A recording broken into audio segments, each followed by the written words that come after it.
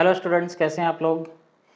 ये guys fix prepositions हैं, जैसे हेडिंग आपको बता रही होगी, words followed by particular prepositions. मतलब ये वो शब्द हैं जिनके साथ मैंने जो प्रेपोजिशन लिखी है वही आएगी और उस हालात में आएगी। ठीक है, तो क्योंकि एग्जाम बिल्कुल नज़दीक आने वाला है तो मेरा ऐसा होता है कि एग्जाम से पहले मैं जो करा देता हूँ ऑटोमेटिकली, पता नहीं कैसे है लेकिन वो एग्जाम में आता है उसमें से ज़रूर। ठीक है, कुछ सवाल मतलब ज़रूर आ जाते हैं। ठीक, तो इसको एंड तक देखना गाइस। मैं बहुत सारी कराऊंगा, ये ज़्यादा नहीं, उतनी जितनी ज़रूरी है कि हाँ इसमें से आ जाए। ठीक है, यानी नेचुरल टू समवन, ये जो समवन है ये इसका मतलब क्या है, एस की पावर ओ का मैंने लिखा है समवन, है ना, क्या लिखा है समवन, सही है। और एस की पावर टी एच ये जो टी एच है इसका मतलब क्या है समथिंग, ये जरूरी है उससे पहले बताने का, सही है। तो पहला क्या आएगा नेचुरल, तो नेचुरल टू आएगा नेचुरल के साथ, चाहे कोई भी हो, मतलब समवन, समवन का मतलब जैसे it is natural to man, तो मैन कौन है, इंसान है, समवन है। ठीक है, नेक्स्ट नेग्लेक्टफुल। गाइस ध्यान रखना, एक है नेग्लिजेंट और एक है नेग्लेक्टफुल, दोनों ही एडजेक्टिव है, दोनों का मतलब ही लापरवाह है। लेकिन अगर नेग्लेक्टफुल होगा तो प्रेपोजिशन कौन सा आना है, ऑफ, और अगर नेग्लिजेंट होगा तो क्या आना है प्रपोजिशन इन, यानी नेग्लेक्टफुल है तो ऑफ, नेग्लिजेंट है तो इन। बहुत इंपॉर्टेंट है ये, थोड़े थोड़े अंतर से गलती हो जाती है। नेक्स्ट नोटोरियस, नोटोरियस का मतलब होता है बदनाम होना, है ना, बदनाम होना नहीं, सॉरी एडजेक्टिव है ये भी, क्या है बदनाम, तो किसी चीज के लिए बदनाम है तो उसके लिए क्या आएगा फोर। नेक्स्ट ओबीडियंट, ओबीडियंट कहते हैं आभारी होना, है ना, तो किसी चीज के लिए जोड़ने के लिए क्या लग जाएगा गाइस, फॉर समथिंग, है ना। जिस व्यक्ति के प्रति आप आभार व्यक्त कर रहे हैं तो उसके जोड़ने के लिए क्या लगेगा टू, जिस चीज के लिए कर रहे हैं उसके लिए फॉर, सही है। Next object to, object to मतलब किसी चीज के आप अगेंस्ट हैं, और इसके बाद वर्ब में क्या लगेगा गाइस, आईएनजी लगेगा, क्या आएगा वर्ब में आईएनजी। नेक्स्ट ऑब्लाइज्ड टू, देखिए जैसे ओबीडियंट टू समवन था ऐसे ही ऑब्लाइज्ड टू समवन, है ना, किसी व्यक्ति से आभार व्यक्त कर रहे हैं तो है क्या है टू, किसी चीज के लिए आभार व्यक्त कर रहे हैं तो क्या लगेगा फॉर। ठीक है, कई बार मैं बता चुका हूँ, confusing pair of phrasal verbs में भी।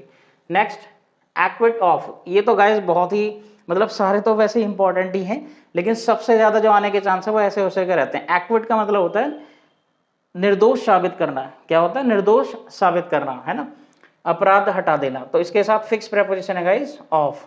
ठीक है, ऑफ। नेक्स्ट ओपन टू, खुला होना किसी चीज के प्रति, ओपन टू।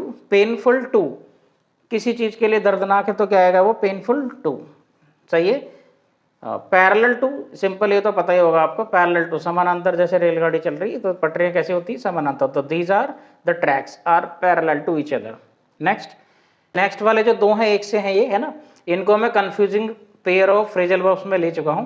पार्ट के साथ विद भी है और पार्ट के साथ फ्रॉम भी है, तो इनको मैं फिर से याद करा दूंगा, यहां भी मैं कोशिश करूंगा। पार्ट के साथ विद तब आएगा गाइस जब कोई चीज है, सही है, जैसे I can not part with my phone, तो फोन क्या है चीज है इसलिए क्या लगेगा विद। ठीक है, और पार्ट फ्रॉम समवन, समवन मतलब पेरेंट्स हुए, कोई आपका जिगरी है या फिर आपका फ्रेंड है, बॉयफ्रेंड, कोई भी हो, कोई भी हो सकता है, इंसान होना चाहिए, तो क्या लगेगा उसके साथ फ्रॉम, सही है। याद कैसे करेंगे, देखिए थिंग, थिंग है तो क्या आ रहा विद, तो देखो विद में क्या है टी एच, तो थिंग में क्या है टी एच। ठीक, और पार्ट के साथ फ्रॉम लगेगा तो क्या आएगा समवन, तो फादर लिख लो, फादर इंसान है ना फादर क्या है इंसान, तो एफ फॉर फादर और एफ फॉर फ्रॉम। तो पार्ट फ्रॉम फादर यानी इंसान से अलग होना, पार्ट विथ समथिंग यानी किसी चीज से अलग होना। ठीक है, चीज से अलग होना मतलब अलग होना, दोनों का मतलब है। नेक्स्ट है, ये भी इंपॉर्टेंट है गाइस, ये समझने में बड़ी गलती होती है। पार्ट एक के साथ ऑफ भी मिलेगा आपको और पार्ट एक के साथ इन भी मिलेगा, देन व्हाट इज द अंतर क्या अंतर है, पार्ट एक के साथ ऑफ तब मिलेगा गाइस जब आप कोई चीज शेयर कर रहे हैं, रिफ्रेशमेंट, जैसे नाश्ता वगैरह, नाश्ते को ब्रेकफास्ट वगैरह कह सकते हैं, ब्रेकफास्ट वगैरह, सही है। ब्रेकफास्ट है, रिफ्रेशमेंट है, कुछ भी अगर आप शेयर कर रहे हैं कि ले भाई ये तू भी खा ले तू भी खा ले, तो you are taking part of something, you are taking part of the refreshment, है ना। तो टेक पार्ट ऑफ का मतलब है you are sharing something with other, है ना। और पार्ट टेक इन कब आएगा, when you are actually taking part in something, मतलब you are competing with someone or something, सही है।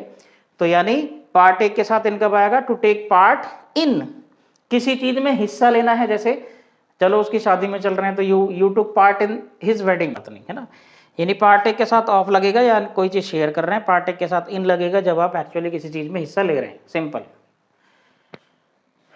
नेक्स्ट है गाइस पैक्यूलियर, है ना। पैक्यूलियर का मतलब क्या होता है गाइस? स्ट्रेंज। क्या होता है? स्ट्रेंज मतलब अजीब सा। तो strange to me, open to me, जैसे यहाँ पे था ना open to me, painful to me, ऐसे ही पैक्यूलियर टू मी मतलब पैक्यूलियर टू मी मतलब स्ट्रेंज टू मी। सही है। इसके साथ क्या है? फिक्स प्रेपोजिशन है to. Next polite in behaviour है। भाई सीधी सी बात है भाई, इंसान बिहेवियर में ही होगा। सही है। किस में होगा पोलाइट समवन? बिहेवियर में। नेक्स्ट प्रे किससे की जाती है? गॉड से, तो उसके लिए क्या लगेगा गाइस? टू। किसी चीज के लिए की जाती है तो उसके लिए क्या लगेगा? For.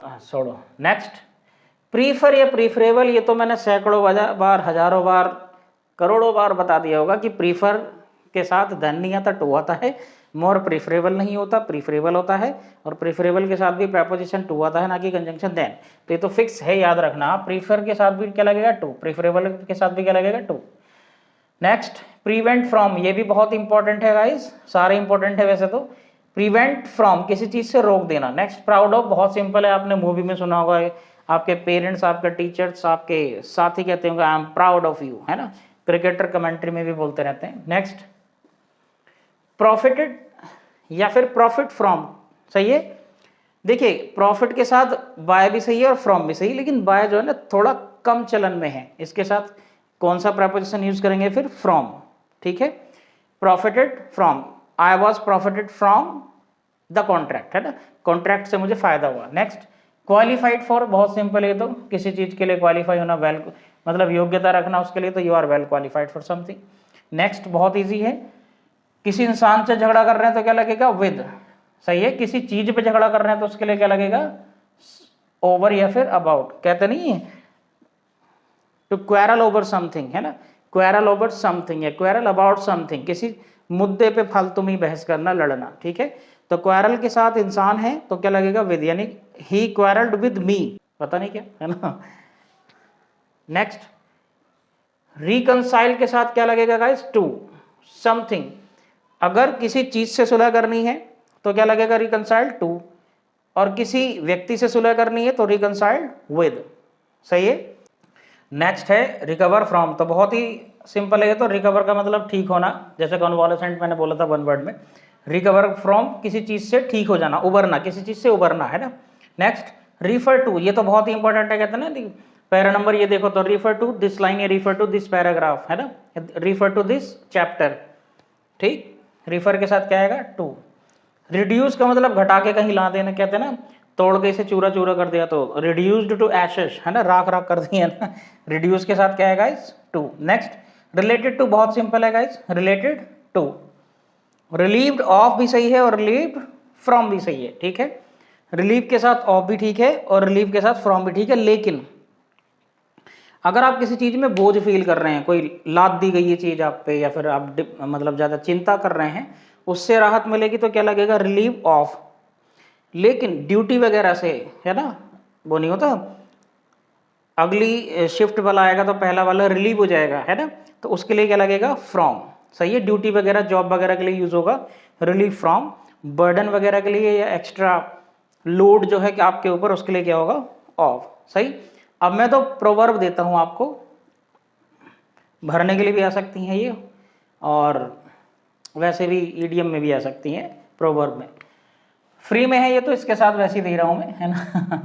A stitch in time saves 9, एक तो ब्लैंक में आ जाती है या फिर वो ईडीएम या प्रोवर्ब में आ जाएगी। दूसरा है थिंक बिफोर यू इंक, तो पहले मैं आसान वाला बताऊं। थिंक बिफोर यू इंक, सोचो पहले तुम इंक, इंक का मतलब लिखना, तो भैया कहीं साइन करने से पहले ना सोचना जरूरी है, इसका मीनिंग है गाइस ये, है ना।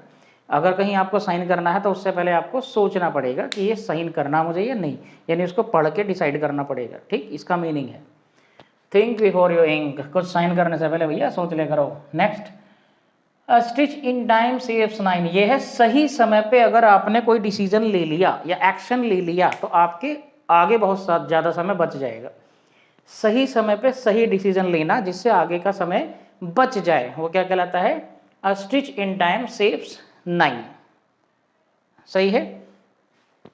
तो इसके और एक्स्ट्रा वाली गाइस नेक्स्ट वीडियो में लेके चलेंगे, और आप कमेंट में मुझे बताएं आपको कितने फिक्स प्रेपोजिशंस याद थे।